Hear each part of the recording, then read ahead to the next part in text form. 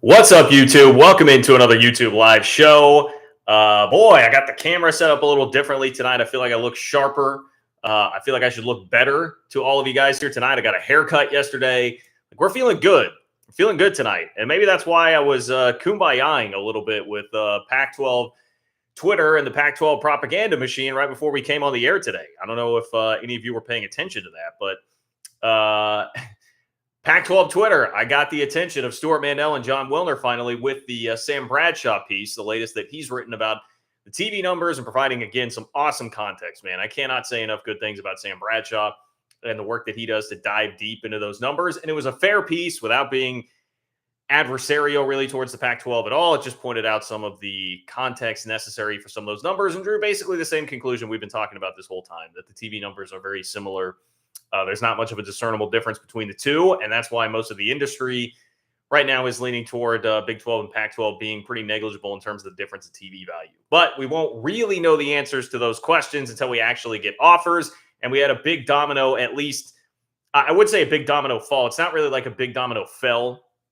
It's that we got a leak of what is going to fall, and that is the Big Ten TV deal. Sports Business Journal broke the story that ESPN is out on Big Ten's TV deal. They will not be a part of the Big Ten package anymore, which, first of all, let's just pour one out for Indiana Purdue kicking off at 11 a.m. every Saturday, or Northwestern at Indiana kicking off at 11 a.m. on a Saturday on ESPN right out of College Game Day. Just pour one out for that. The great college football tradition, it is over. And I know that there are a lot of questions about what exactly this means for the Big 12, what it means for the Pac-12, what it means for realignment. And I think there are pretty wide-reaching implications. But I also think that as much as, everybody wants like a definitive answer whenever something like this happens, Big Ten TV deal, we now know what's going on with it. What does it mean? Tell me, John, is it going to be a great thing, a bad thing? What does it mean for the Big 12 exactly right now? I don't think we really know. I would say the general consensus seems to be that it is a good thing for the Pac-12, but just slightly, because there are some hangups there, and there are a lot of dynamics at play with ESPN here, which is the scary part for me. I would say the industry consensus has also been that it is a leaning toward a good thing for the Big 12 as well. But whenever it's putting things in the hands of ESPN and involving them with not only the Big 12, but also the conference that you're really in a cold war with right now, like a standoff with in the Pac-12, I don't love what's going on there. So that's why you see the video called, Does the Big 12 Have an ESPN Problem? Once again, because I just do not trust them. I mean, that's a snake in the grass, and now they're going to be heavily involved here in both the Big 12 and the Pac-12. And I did not want to see that just because of what diabolical things they could be plotting behind the scenes. And Jon Wilner, I'll give him credit, he actually wrote about it this week. So we're gonna discuss that and talk about that here on the show tonight. Frankly, that's what a lot of it's going to be. It's going to be largely geared around the TV deals. I'll give you all the information about that. I'll give you some of my instant reaction to it. I'm going to read you what Jon Wilner's reaction to it was in Pac-12 country. We had some Twitter back and forth between Wilner, Canzano, Mandel, and your boy and Sam Bradshaw and everybody here within the last couple hours. I'll try and get you updated on that. And I'll give you some of the context that Sam Bradshaw provided on TV numbers. If we have time to get to it, there were some comments from Notre Dame's athletic director, Jack Swarbrick, that also I think are interesting. He has spoken now. I still don't.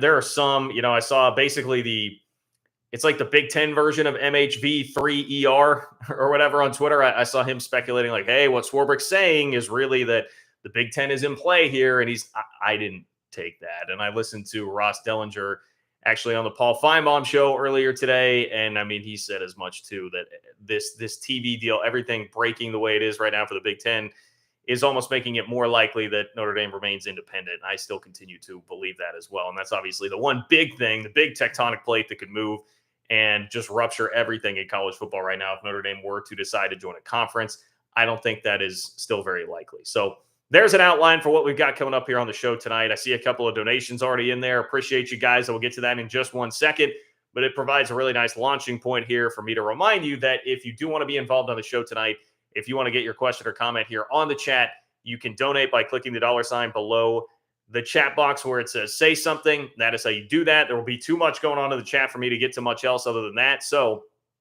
Make sure to hit that up.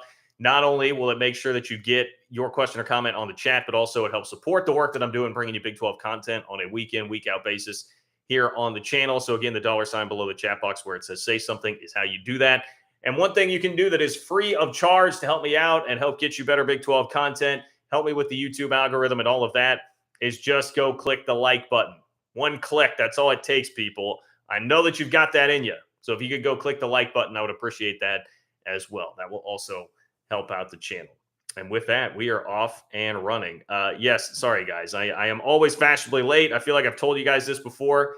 John Standard Time, man. I mean, you got to count on like 5 to 10 minutes typically. That's how I run. I'm in the Central Time Zone, Central Standard Time, but I operate on John Standard Time. So our web, I appreciate you, man. Our web says, keep fighting the good fight, John. I will. Even if I was getting a little bit chummy there with Wilner for a second, I'll keep fighting the good fight. I will keep doing that. But I mean, to be honest, some of this, we've gone round and round and round and round and round and round and round and round and round on the TV stuff. And I'm just a little bit exhausted with the battle right now.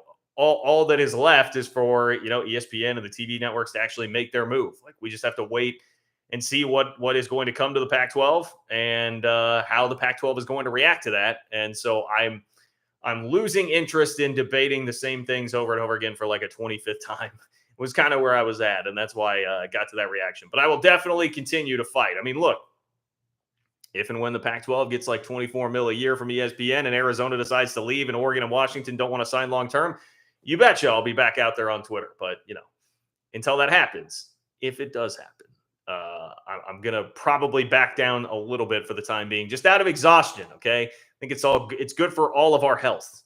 Plus, we got football coming around the corner, man. I mean, maybe we can start talking about some actual football here before too long. Matt, thank you. Matt says, thank you for the donation. Matt says, haircut looking fresh, my dude. Wreck 'em. Yeah, man. The hair is looking real nice. How about that fade? Huh? I love it. I love it right after I get it cut. I'm going to start getting it cut more often because I really love I really love that. And jawline still showing strong. All right. Thank you, Snappy AJ. That's one way you can get a comment in on the channel without paying, apparently, is to talk about my jawline. So thank you. Thank you for that. All right. If you have a question or comment, again, $ below the chat box where it says say something.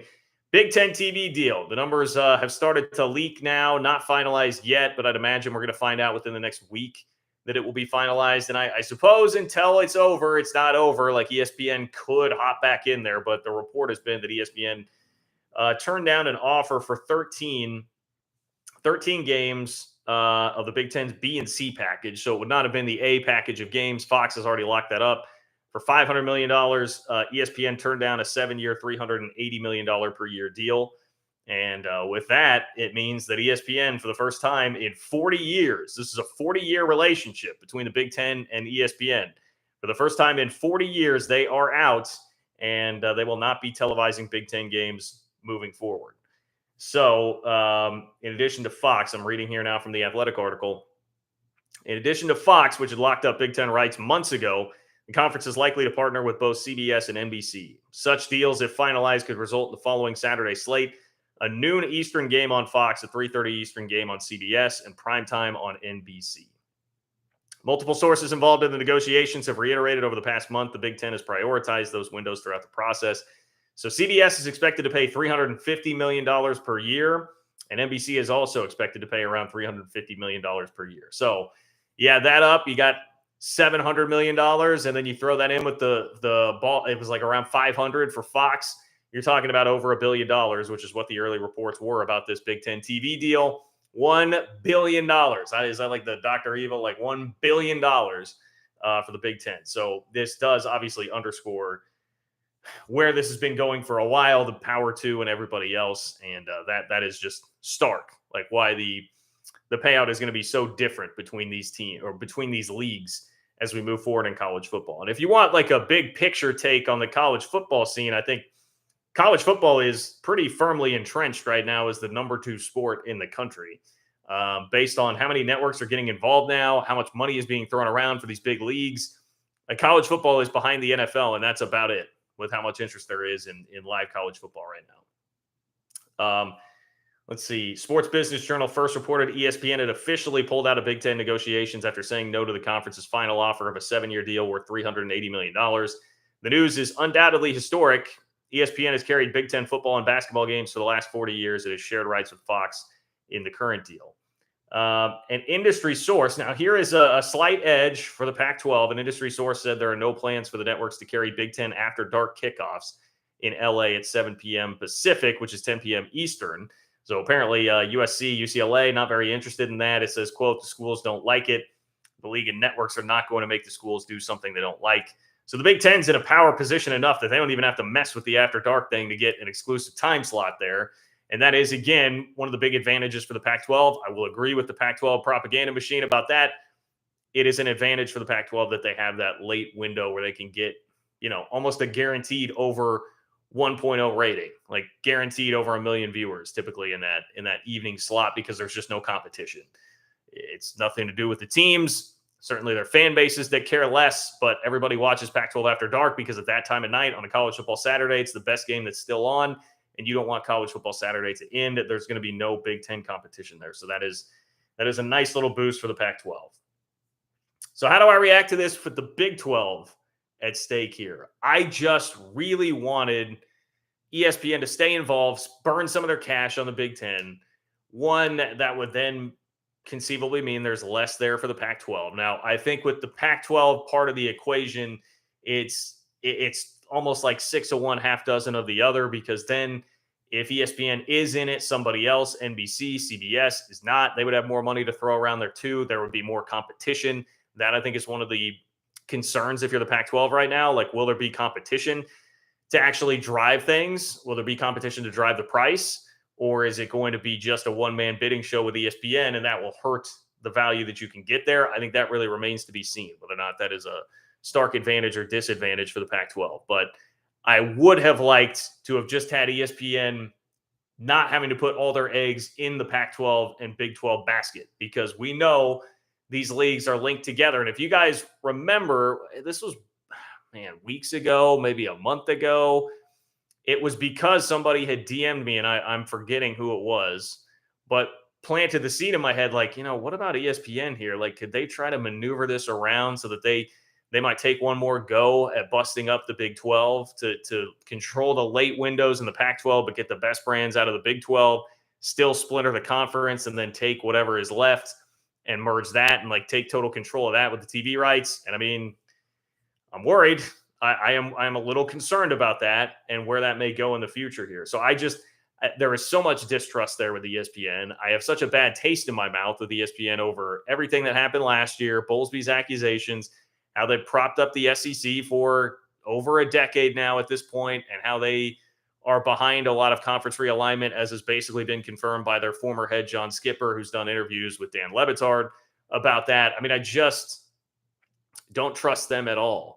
And I don't like the fact that they're going to be heavily involved here between the two. So that is my biggest takeaway, honestly, from all of it. And I think whether or not that is totally unfounded, like how legitimate that mistrust is, I think, as I say a lot, like Big 12 fans, we come by a lot of this stuff honestly because of what has happened over the last year, and then extrapolating that back out over the last decade. We have reason to be very skeptical of all of this. So I don't love it from that standpoint. I would say conventional wisdom from what I've seen from most of the industry is like, hey, this will probably help the Big 12 out a little bit because ESPN now has a ton of inventory that they need to fill, and they're going to try and fill it with the Pac-12 and the Big 12. They're going to have to be involved with the Big 12 because of that. You will definitely get some ESPN money there, and then there are still 3:30 and 7 o'clock Fox windows that are open and available for the Big 12, which is nice. And at the end of the day, it may still be Fox that is very much more the bigger partner here with the Big 12. But when ESPN will have a ton of Pac-12 inventory, I'm sure,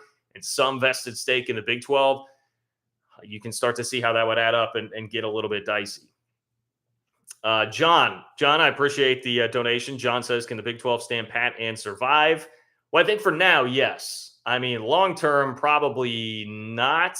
But the question is, how long is long-term? When do the other big dominoes start to fall in realignment? And again, all of that goes back to Notre Dame. What are they going to do? And how does that kick everything else off?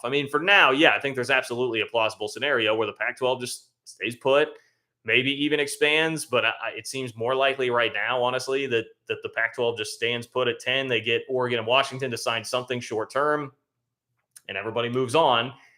and they get an okay TV deal, and the Big 12 waits around for 2024 and 25 with a new commissioner, and hopefully a league that's going to fight for itself a little bit more, which we've seen early indications of.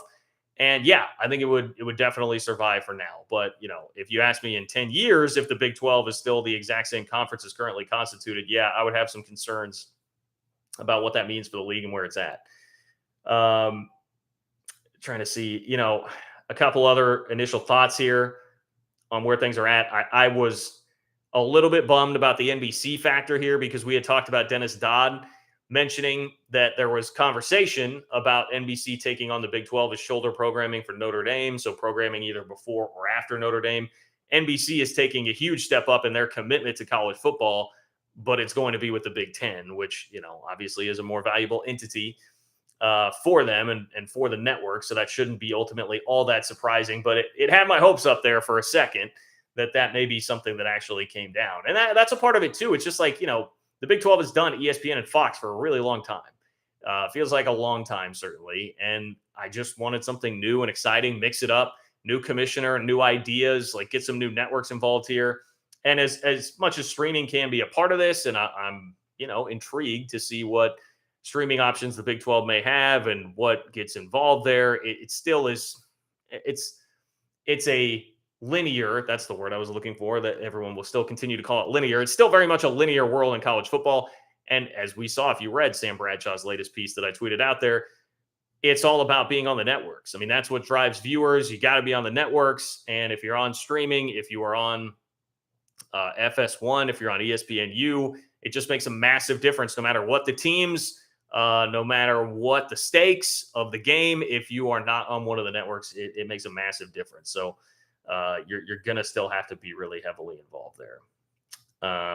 Okay, here is what Jon Wilner has to say. And by the way, if you want to chime in, the way to get on the show is to donate by clicking the $ below the chat box where it says say something. That is how you donate. Get your question or comment into the chat here tonight. And also, if you'd like the video, I would much appreciate that as well.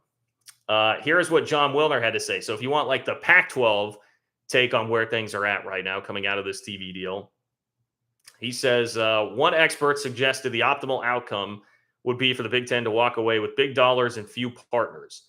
The announced departure of USC and UCLA on June 30th only strengthened that view. As it negotiates a media contract that will make or break the future of the 107-year-old conference, the Pac-12 needs soaring marketplace valuations and eager network partners. After 4 decades, ESPN is out of the Big Ten broadcasting business as Fox, NBC, and CBS gobbled up inventory at a combined price that's expected to zoom past $1 billion. Theoretically, all right, here's where it gets good. Theoretically, that development is a victory for the Pac-12. Its longtime partner, ESPN, could be incentivized to lock down the rights to Power 5 football across the western third of the country, and especially the valuable 7:30 p.m. Pacific time window. But that result falls short of an optimal situation for the Pac-12 for one reason: the remaining competition or lack thereof. Quote, ESPN isn't a charity, an industry source said. And that is the part of this that is tough, I think, if you're the Pac-12 and you're wondering what's going to happen here, because they've been in this exclusive negotiating window with ESPN. And I've mentioned a lot here that I expected to get out of that window, and then it would go to market and you would have other competitors involved. And theoretically, that drives up the price. I did not think it was very likely the Pac-12 would just take whatever deal ESPN is going to hand out in that exclusive negotiating window, because you'd rather have more competition and just see what it will fetch and then come back to ESPN if that's what it's going to be, if they're still going to be your main partner after all of that. So there could be a problem there. That could mean that ESPN is the only real interested party and they really lowball. I mean, if they come in and say, hey, $25 million a year, take it or leave it. Are you getting Washington and Oregon to sign on for that? Like, is Arizona going to be happy with that? There could still be a host of problems here. So I don't really think much has changed, even if I'm standing down a little bit on some of the Cold War with the Pac-12 propaganda machine. I still think the same dynamics here are in play, but it's just a matter of having to wait for that. And is this ultimately a good thing for the Pac-12? Like Canzano's reaction, who's been more the cheerleader than reporter, Canzano's reaction was less measured than what we just saw there from Wilner, where Wilner, I think, is being pretty fair, being like, hey, there are some advantages here and there are some disadvantages. And the disadvantage would be not having competition. He goes on to say, with Fox, CBS, and NBC sharing inventory that includes the New York, Chicago, and LA media markets, the networks will have little, if any, motivation to bid against ESPN for the Pac-12 rights. Could Turner jump into the fray? Perhaps. Quote, they've given no buying signals, the source said. At this moment, we see no serious competition from linear television networks, and make no mistake, college football remains a linear-driven industry that will drive up the price and force ESPN to pay tens of $millions more annually than it intends. So, it's a pretty simple concept. You think about being like at a silent auction, or not a silent auction, like a live auction. If you're the only person bidding, you're going to get it for less money. If there's somebody else like holding up their sign in the back, you're going to go through a bidding war, and it's going to drive the price up, and that does not seem to be there for the Pac-12 right now. All right, let me get to some donations here. Appreciate you guys that are chiming in here. If you want to donate and get your question or comment on the channel and support the work that I'm doing and bringing you Big 12 content week in and week out, you can do so by clicking the $ below the chat box where it says say something. Travis says, we are 100% confident the conference chaos stops at the start of the season this year, right? Please go Clones. Well, Travis, I'm not 100% sure, but I think it increases the chances of things slowing down for a while just because everybody's busy. Everybody's schedules all of a sudden are much busier. These athletic directors, now, nothing is more important than realignment, but they do have a lot going on with football and, all of the other intercollegiate athletics that are happening under their watch. So there's just a lot more going on. I think that will probably slow down some of it. But for the Pac-12 especially, the time is really now. They're going to have to continue to go full speed ahead with their TV rights negotiations because their time is now, whereas the Big 12 has to wait until 2024 to begin doing that in earnest. There are conversations going on right now, I'm sure, but to really be getting down to the nitty gritty of it, it's going to be a little bit longer there. So I would say not 100% confident. I'd say maybe like 75% confident that's going to slow things down for a while, but I don't know. The thing that seems constant is like every time you feel like realignment's going to die down, it comes back up out of nowhere. So I'm sure we'll continue to have some pretty good stories as far as it relates to realignment there. I wouldn't say you can be totally at ease, but maybe somewhat at ease, Travis. For all of our sakes, I do hope we can be somewhat at ease with it. Christopher says, Pony Express slush fund is back, baby. Christopher, I appreciate the donation. Is that a reference to, is that like a legitimate SMU reference? Is that a reference to, maybe this is where I've been a little swamped with work the last couple of days and haven't been as dialed in as I would normally be. Is this like I know there's a story about the USC like NIL issue going on where they have a collective forming that the school doesn't even really want. They're kind of at odds with, but hey, if it's just an SMU shout out, then fair enough. Pony Express slush fund is back. Maybe that's good news for SMU. Pony Excess 2.0. I see that. Nick, I appreciate the donation. Thank you, Nick. Nick says, if Pac teams do jump to the Big 12, what's your feeling on when that is most likely to happen? I would say just within the next month or two. And so I guess that kind of directly contradicts what I just said about it hopefully slowing down for football season. I think the Pac-12 will find something out within the next month. Like probably before the season starts, they will get some kind of TV offer. Now, notice I say offer, not a deal done. I think an offer, because then I think the real work begins and the hard part starts, which is actually getting everybody on board and deciding whether or not that's good enough. So it's just really hard to know. Nobody even seems to know for sure if the exclusive negotiating window is done. The original exclusive negotiating window, which was 30 days, that has expired. But Jon Wilner has been speculating about maybe that was extended. Some TV executives on Twitter, like Bob Thompson, who I actually have an interview set up with on Friday, who is the former head of Fox, which I think he'll give some great insight on what's going on with the TV numbers.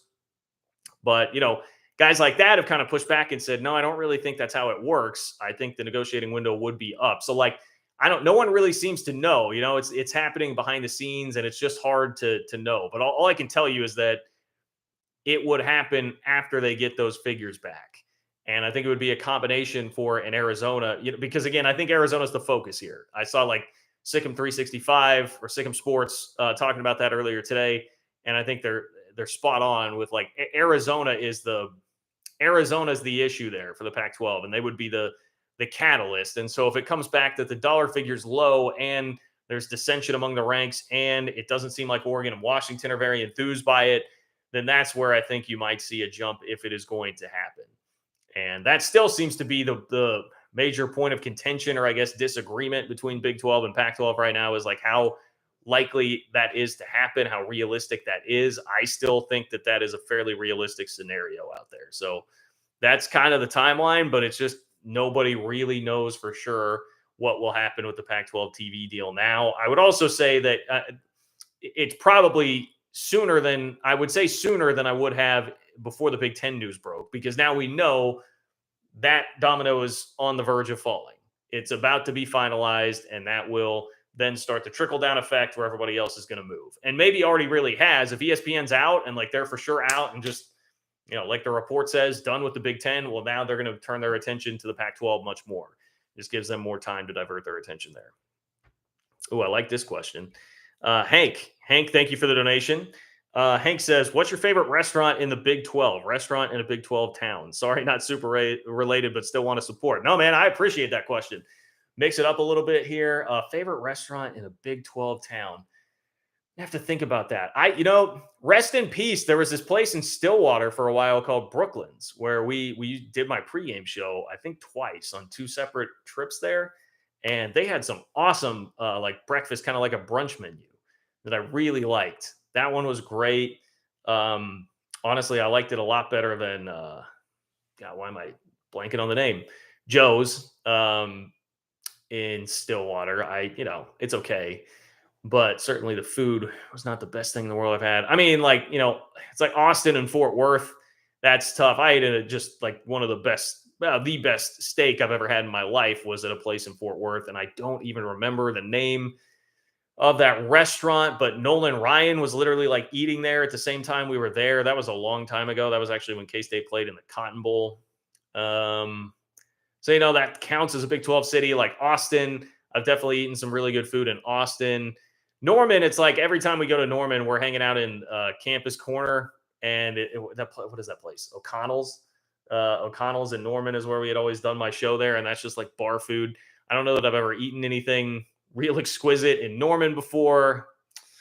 Just going down the list in my head. Ames, I don't really remember much about.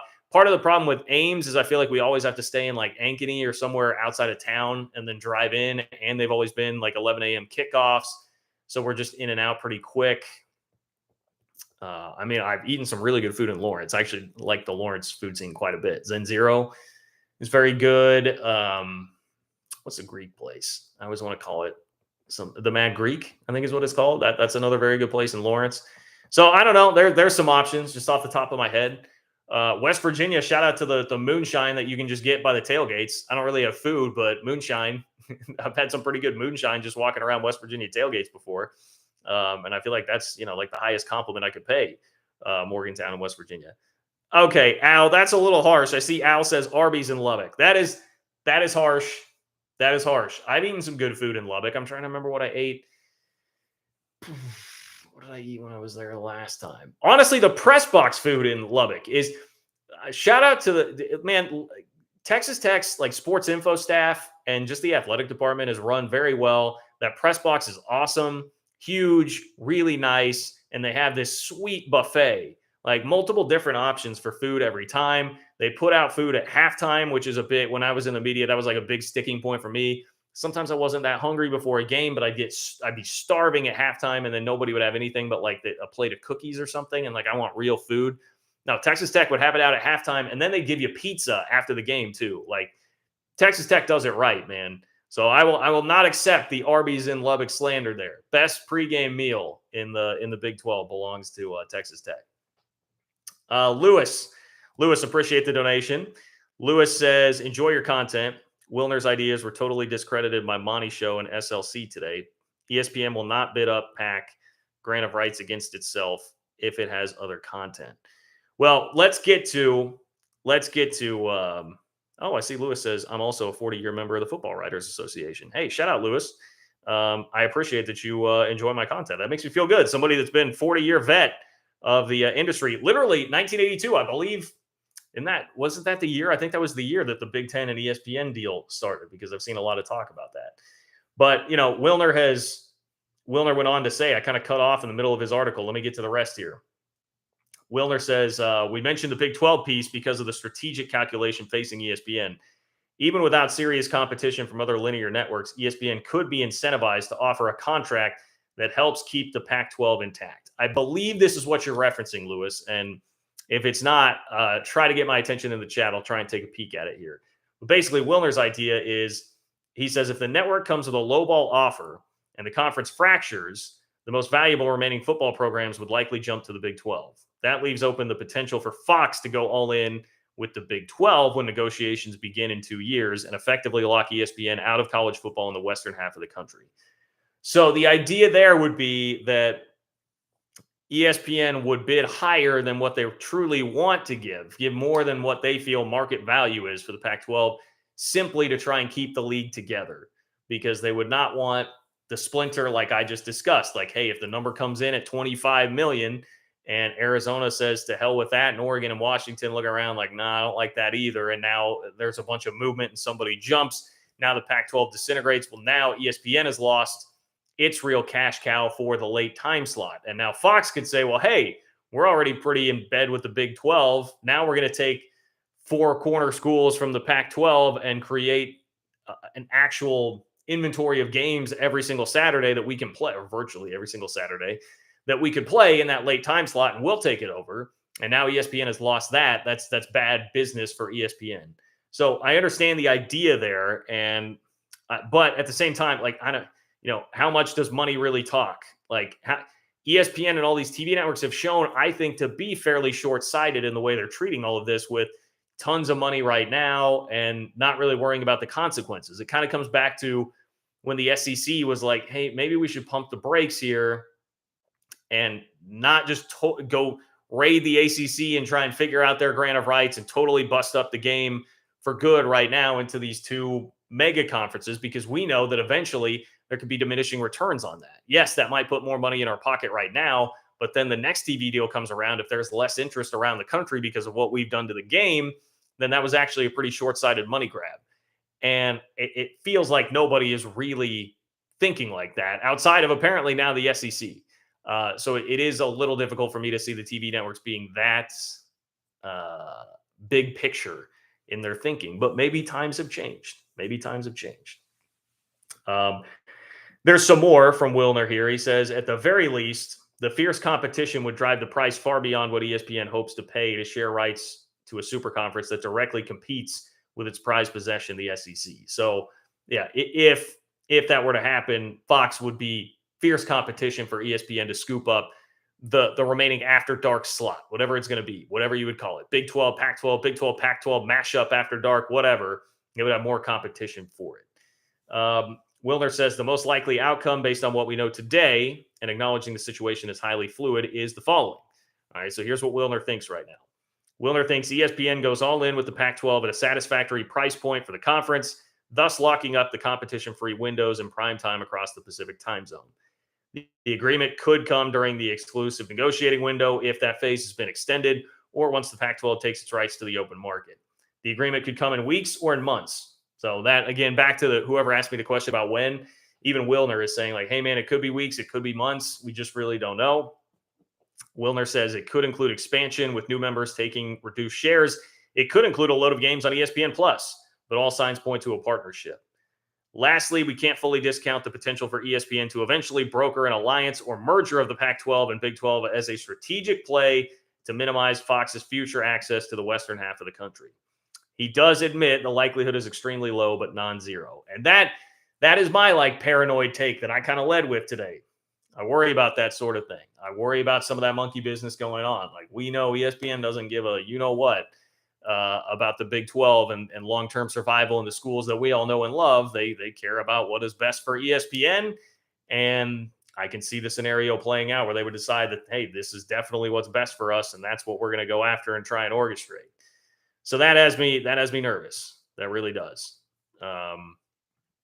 Let's see, finish this up here. And Wilner actually says the hotline has long believed the conferences are stronger together. We wrote as much 3 years ago. So Wilner's been a proponent for a while that the Big 12 and the Pac-12 would be stronger together. He says, in combined form, the 22 team or more conference would marginalize the ACC, provide ESPN with quadruple headers, and compete for multiple berths in a 12 or 16 team playoff. If desired, the leagues could create a football only alliance or football and basketball only, allowing them to remain institutionally distinct, satisfying Pac 12 presidents concerned about academic, political, and cultural alignment. However you slice it, however it ends, this much is clear. The developments in Big Ten country have moved the process forward in a slightly positive fashion for the Pac 12, which I think is I think that's a pretty fair read from Wilner all the way around. It's interesting that he's still sitting there kind of pushing the idea that, or at least bringing up the idea, not dismissing the idea that any partnership between the Big 12 and the Pac 12 would be totally done here. Because we had the report from, I was about to call him Pete Mandel, Pete Thamel, goodness, from Pete Thamel of ESPN that was saying this is done. They discussed it. The Big 12 decided, we don't want to partner up with the Pac 12. And I know some in Pac 12 country kind of balked at the way that was framed in saying it was the Big 12 that said no. I don't know. That would be interesting. Maybe the Big 12 does have actually more interest in doing that still, and maybe that could come back up. I see the case there that he is making, and hey, I mean, if they could join and form some kind of partnership, that it's like bad in a way because you're not killing off the Pac-12, but I do see the advantage there if you're trying to nudge out the ACC. Then maybe the ACC becomes the enemy. I don't know. Then we're going to have to deal with the ACC propaganda machine. But very interesting thoughts. I think very comprehensive thoughts, and this is where, like I've said the whole time about Wilner, I feel like Wilner is he's a respected reporter. I think he is much more reporter than cheerleader, which is a little bit different than Canzano. And so I put more trust in that, in his ideas and where his head is at on that. Even if some of it is unrealistic, if you don't believe ESPN would actually give the Pac-12 more just to try and keep them together. But anyway, I appreciate you bringing that up.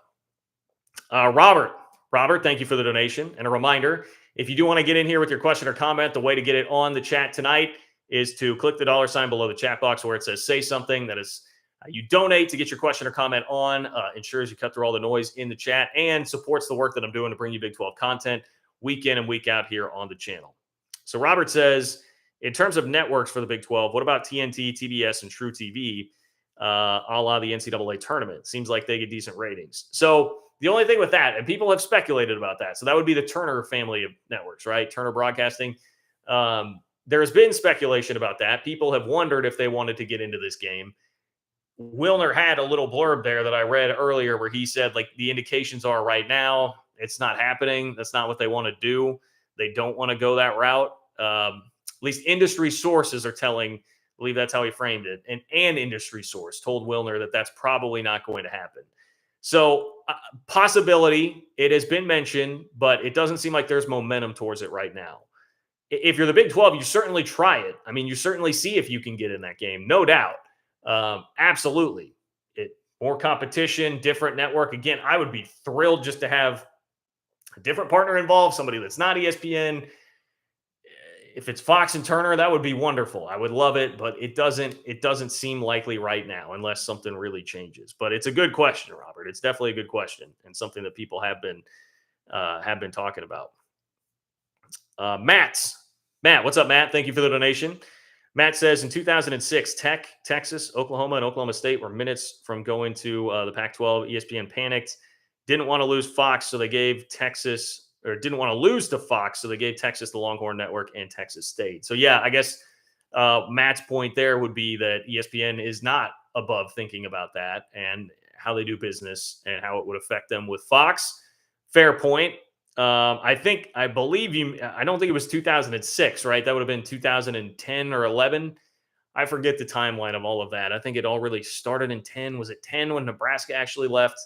In that round of realignment, that was definitely the rumor and came very, very close. You know, you had Chip Brown from Orange Bloods back in the day reporting that was a done deal basically at one point in time, and then it just did not quite happen. So fair enough. ESPN has in some way thought along those lines with those terms before. Julius, thank you for the donation. Julius, always extremely generous, far too kind, my friend. Thank you very much. Julius says, howdy, John. Just want to show some support. Much appreciate that, man. He says, if these TV deals and the conferences don't work out, I guess BYU will just have to try its hand at independence. JK, Big 12 forever. Yeah, I mean, hey, all this talk about Notre Dame and its independence, BYU is having to, well, still is for right now, having to slug it out on the independent market as well. No, we happy you're here. And one thing that I think the Pac-12 writers don't talk about enough is like the Big 12 does at least have something to offer in that late window. And they have some flexibility there, something that they can offer to a TV network, which would be like BYU could play 3 or 4 games a year, maybe in that slot. I know somebody did say at one point, and maybe Tom Holmoe, the athletic director, has spoken to this. Is it that they would maybe only do it once or twice? You would at least have some level of inventory there with BYU. They'll help provide some value, chipping in some value. And I think that all goes back to when we first heard last year that BYU was the one school that the Big 12 could add that would actually increase the dollars in their next TV contract. And I think that's for a lot of reasons, but a part of it is that they can offer you that window there too. So yes, Big 12 forever indeed. Appreciate you, Julius. Appreciate all of BYU here. I've seen a lot of momentum for like BYU being the best Twitter fan base. Was it? It wasn't Big Game Boomer. It was Gambling Gauchos. Shout out to my guys, the Gambling Gauchos. I think they had the best. They did Twitter fan bases by tiers in the Big 12 right now, and it was not the new schools. They didn't have the 4 new schools in there, but BYU would definitely be top tier, top tier for sure. Very, very involved on Twitter, and as a man who is on Twitter way too much myself, I can absolutely appreciate that. Let's get to some TV numbers here. I want to give Sam Bradshaw some shine. And we've got, 10, 15 more minutes here. If you want to get something in, hit the $ below the chat box where it says say something. That's how you donate and get your question or comment on the chat. Also, like the video. I haven't mentioned that in a while. Like the video, please. If you're here and you have not, it's free. Doesn't cost you a dime. And that is a way that you can support the channel and me giving you Big 12-centric content every single week as well. But Sam Bradshaw has now written 2 articles in response to the slew of TV numbers and out-of-context TV numbers that we got from Pac-12 country. And this one I thought was really poignant. I thought it was great. Sam does just exhaustive research, man. I mean, I go through this and like look at the data that he's poured through to get to all this, and I'm just like, man, it's a good thing there are people like Sam in the world, because I do not have like the patience or ability to be able to sift through all that, and he did, and it's great work. So he starts. I'm going to pick up like kind of in the middle of the article here, but this is a point that he's making about the major points here are that all these TV numbers where we see, hey, the Pac-12 had an extra 200,000 or 300,000 viewers per school out of the remaining schools in their conference versus the remaining schools in the Big 12, and that should be some be-all, end-all. They are better TV entities, period, end of story. When we know that that's not really true because of the context here. And Sam's point would be that it's all driven by what network you're on, and it's all driven by what the competition is. So what you see over and over again in the numbers that he points out, and if you want to find this, just go find my Twitter account at JL Kurtz, hit the link. What he continues to see is that it's the slots that are on ABC, like ABC Primetime rates the best out of anything. SEC, the 2:30 SEC game is like second best. I think SEC Primetime also is up there too, or CBS. Am I saying SEC? CBS 2:30 and CBS Primetime. And it's all about, in that case, network. And then also if you're like a standalone game on Labor Day, if you're a standalone game like the Sunday, the first week of the season, that's the other way that you really differentiate yourself, because it's about the competition that you're up against. Pac-12 After Dark is really like the prime example of all of that, the numbers that they're able to hit there. But Sam begins by pointing out Texas and Oklahoma averaged 5.5 million viewers when TV stations like Fox or ABC carried it in the noon time slot from 2011 to 2021. But the one FS1 appearance generated just 2.78 million viewers. So still Texas, Oklahoma, literally about half the viewership because it was on FS1 versus being on Fox or ABC. I saw that and I was like, what the hell year was it that Fox and ESPN did not pick up Texas and Oklahoma and it got thrown to FS1? I was trying to remember that. So if anybody in the chat has the answer to that, I would be very curious of it. But he also says Oregon USC averaged 3.9 million viewers in Fox in prime spots, but averaged just 1.57 million on ESPN in the 2 appearances the matchup had. So again, Fox 3.9 million viewers, 1.57 million on ESPN. ESPN, good spot to be in, but it's not network, right? More people with the bunny ears and whatever are going to be able to access your game on a network as opposed to ESPN. It says this shows the late windows and Friday windows do well, despite having what I would consider to be, all right, let me start this over because I'm botching this. So he also goes on to point out later on, games that are in the late windows and the Friday windows. So again, no competition on Thursday or Friday, no competition in the late window. They do well in the ratings despite having, Sam's opinion here, but he's right, despite having much weaker matchups than its same network afternoon or noon counterparts. So a much better game, two better teams, two better brands that are on at noon or in the afternoon at 2:30 on a network. They're going to have a similar rating to a worse game that's just in the better time slot. All of his data, I'm sparing you like the granularity of all the data of like the single games. You'd have to just go look at it yourself, but these are the big takeaways from it and the points there. So again, all about competition, all about what window you're in, all about what network you're on. And that's where the Pac-12 just gets inflated because they have the advantage of Pac-12 After Dark with no competition. And the Big 12, I mean, the other thing we've seen is just by virtue of the Big 12's contract with Fox, like a lot of games on FS1, a lot of games on ESPNU, which just don't rate well at all. Typically, those games are all like, around the 300,000 mark as opposed to being up over 1 million most of the time for Pac-12 After Dark. And so, part of this argument has always been, hey, man, if you took 4 teams from the Pac-12 and added them to the Big 12 and you had fan bases that cared more and you had, say, Oklahoma State playing Washington State or Oklahoma State playing Oregon in Pac-12 After Dark, something like that, a matchup like that, there will be higher ratings than what the Pac-12 is getting now because more people care about Oklahoma State and bigger, more involved fan base, certainly, than what most of the Pac-12 is. And I do believe that to be true. Now, I said we had a kumbaya moment with everybody on Pac-12 Twitter. Stuart Mandel did kind of, he gave respect. He paid respect to Sam Bradshaw. But in responding to my tweet, he then basically said, look, that is true. That is true. But the Pac-12, because they are on the West Coast, can offer that window. Therefore, it is fair to include it because they can offer that window and the Big 12 can't. So that exclusive window is just a part of the whole package. It's a part of the deal. They get to claim that in their numbers because they can offer that. And I guess I would say like fair enough. That is somewhat true. And I feel like this is like the point we should have arrived at in this whole argument sooner than we did, where it's like, yeah, I can concede that only if you concede that it is going to be next to impossible. Maybe that is a bit strong, but it's going to be very difficult to get the top 4 brands in the Pac-12 to sign on for any kind of grant of rights. It's going to be very difficult to get, with no other competition, a deal from ESPN that seems satisfactory to everybody. And then that factors in because that possibility is still there for those teams to leave. And now it's Big 12 After Dark instead of Pac-12 After Dark. So that's really where we butt heads. That's where it's been this whole time.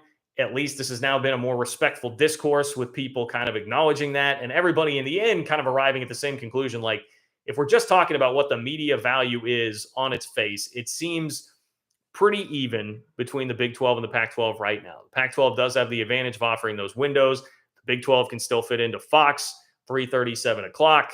And there is still the instability within the Pac-12 that is a big issue and a big factor there. So I feel like we've kind of beaten the points into the ground. We've had enough snark. Like a lot of this was the attitude, the general attitude from the Pac-12 propaganda machine that got everybody in Big 12 country worked up in the first place.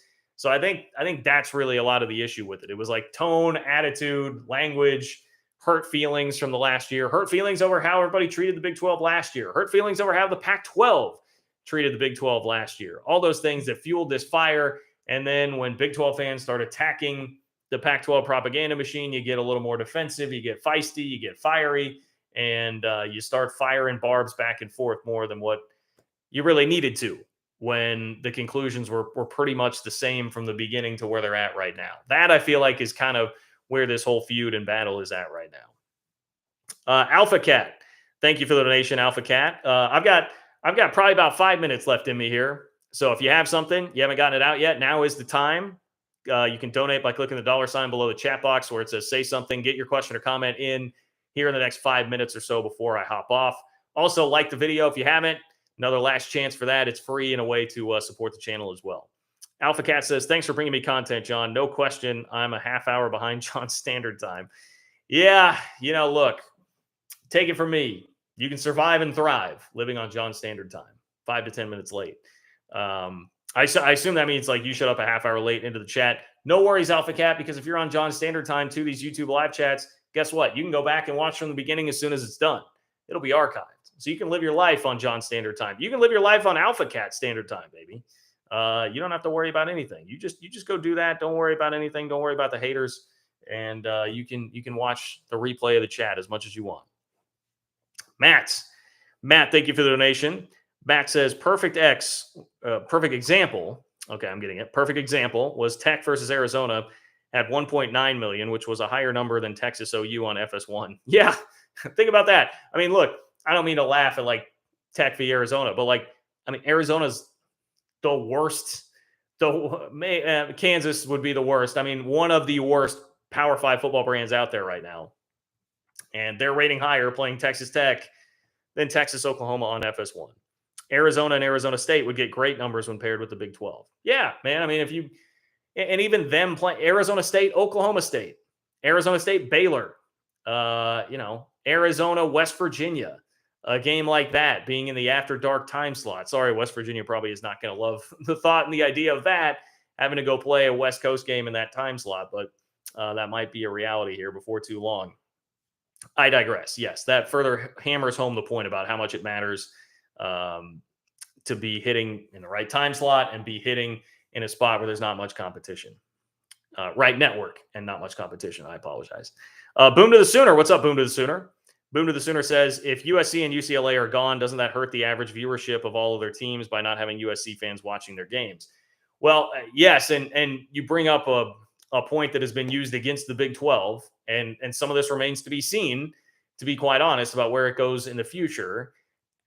Will there be theoretically less people watching Big 12 games because Texas and Oklahoma are gone? That was one of the real heavy talking points for a while when this all started last July, over a year ago, like 13 months ago.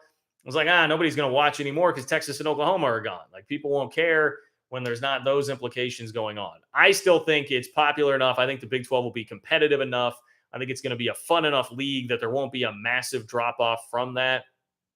I think it will still just be really dependent on everything else. Is it the best game in its time slot? Is it a better game than most of the games in the time slot? Is it going to be shown to a bunch of people being on a network? I think all of that will still factor in much more than anything else. But yes, theoretically, that would hurt the Pac-12 a little bit. I do think it would have somewhat of an impact. And maybe the Pac-12 more than the Big 12, just because there's so much less general interest in the league than there is in the Big 12 with these extremely passionate fan bases. I could make you that case. I really could. Robert, thank you for the donation, Robert. Robert says, having ESPN as a partner is like remarrying your ex after she tried to kill you. Hence my prior chat point about TNT. Yes, I'm with you, Robert. It's like, try to burn your house down, and then you're just eventually a year later going to be like, I guess I don't have a choice. Let's come back into it. Or, let's be fair here. It could be the dude trying to burn the house down, and then the girl winds up getting back with him. Whatever analogy you want to use, I think that is pretty true. Like, how the trust has been broken. Like, I don't know that there's any way for either side to like really fully trust each other again. And that's honestly probably good. It's like a trust nobody, like good old Tupac, trust no one. It's like a trust nobody kind of mentality for everybody in a realignment world anyway, but especially now. I mean, you had ESPN trying to go behind the scenes and kill the league, feeding Heather Dinich, like, hey, tweet about maybe the AAC can poach the Big 12. We had those days, and then we had Bowlesby accusing ESPN of tortious interference and all of that. Yes, remember that term, tortious interference? And now you're gonna have to hop back in bed with her, or him, whatever. Not the greatest of situations. I'm with you. Totally with you. MJ Allen 77. MJ Allen 77. Appreciate the donation. Will the Big 12 sign the highest TV deal of all the group of 8 conferences? I'm just going to take it that you mean there if we're going like Pac-12, ACC, Pac-12, ACC, Big 12, because there's not, if we're talking about like the rest of conferences in college football, I don't think the rest really matter all that much. It's not even going to be close there. So the bar to clear, I think there would be the ACC, right? And the ACC is like mid to upper 30s right now with where their TV contract is at. Will the Big 12 sign a higher deal than that? That's pretty borderline. I would optimistically hope that that's the water that the Big 12 will be swimming in, is around what the ACC is getting at this point, which I think would be very good. I think that'd be pretty good news. I know there are some like real optimists that hope it gets up into the 40s, maybe even touching 50. I have a hard time believing that until I see it. I think if it's mid 30s, I'd be pretty happy with that, and that's going to put you in line to be competitive with what the ACC is right now.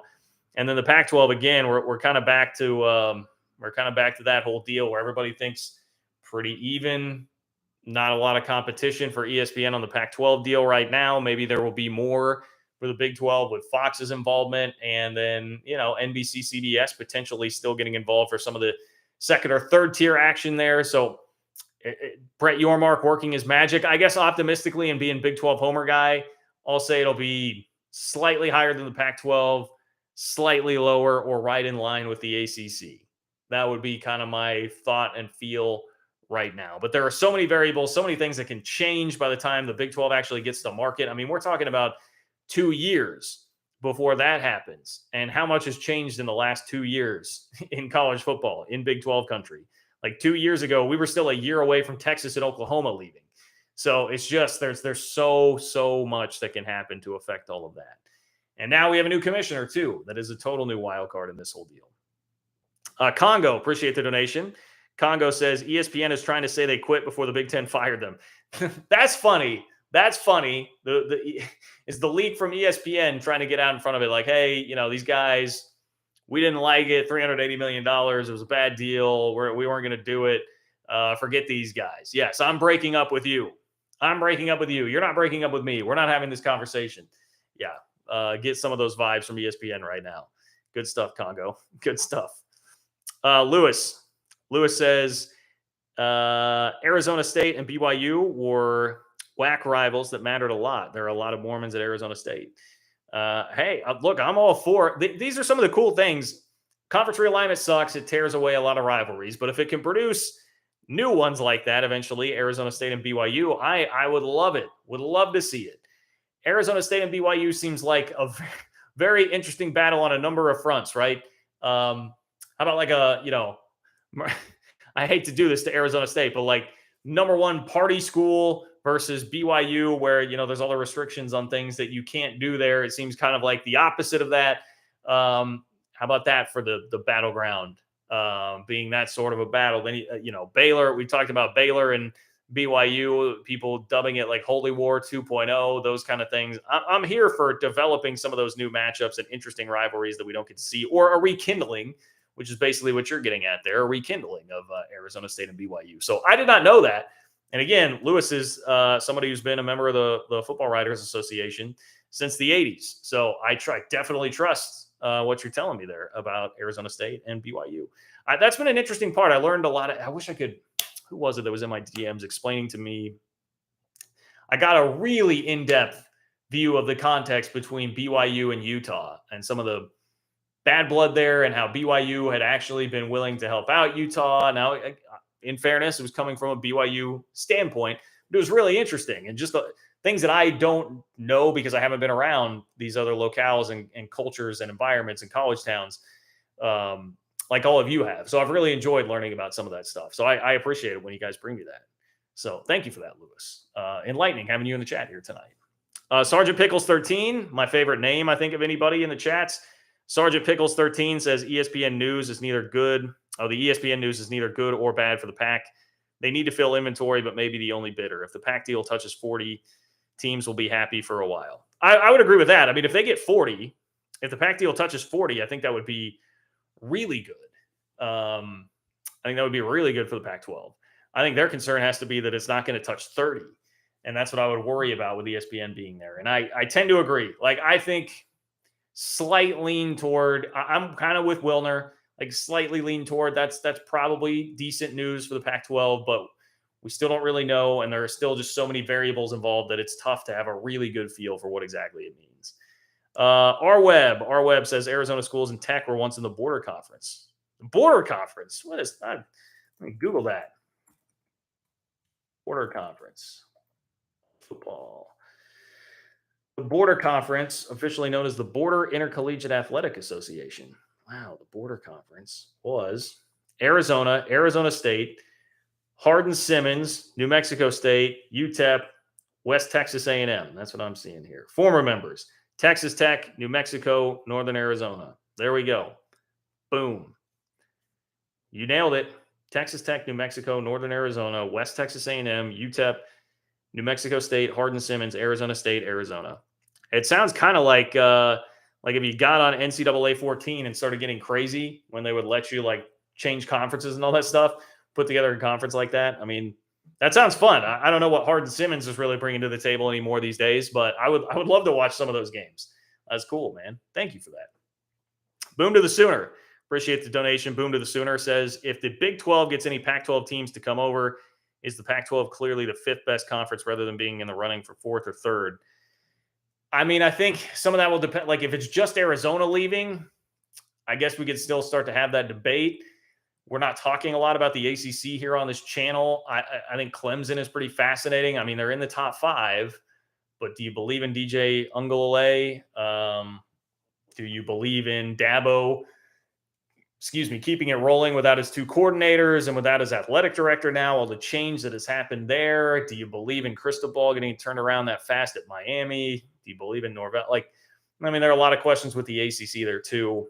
If it's multiple teams, if Utah is involved here, if we're talking about from a football standpoint, not a brand standpoint, don't get too excited, Utah fans, but if purely from a football element, we're talking about Utah being involved in the jump, then yeah, the Pac-12 is going to plummet because, I mean, Utah's been great. Utah's been great in the Pac-12. If they were to lose them, then that drastically changes it.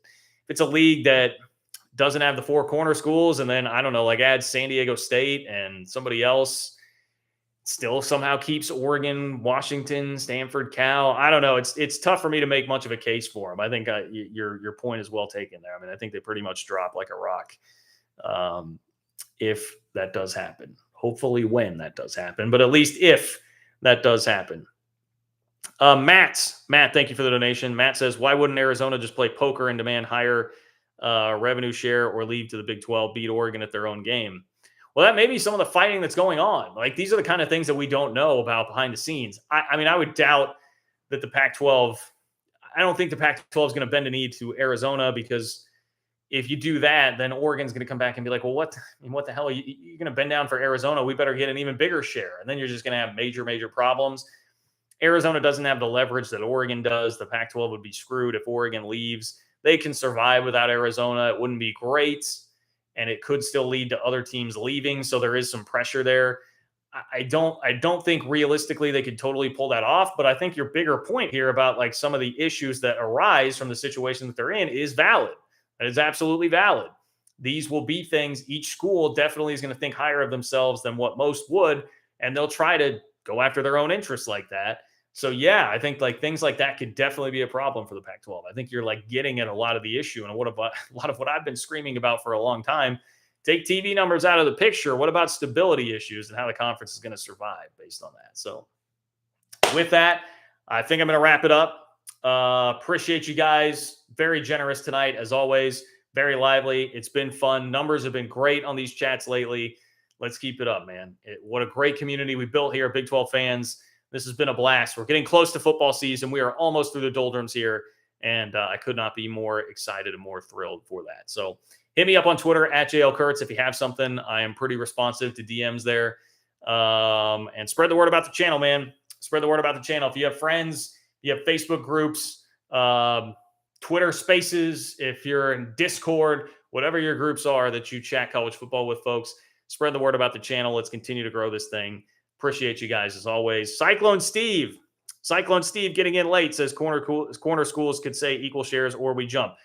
Now yes, they could say, no, we're not going to give Oregon and Washington and Stanford an unequal revenue share, or we're out. Yes, exactly. Again, good point, Cyclone Steve. Thank you for getting it in there at the buzzer. Cyclone Steve with the buzzer beater, man.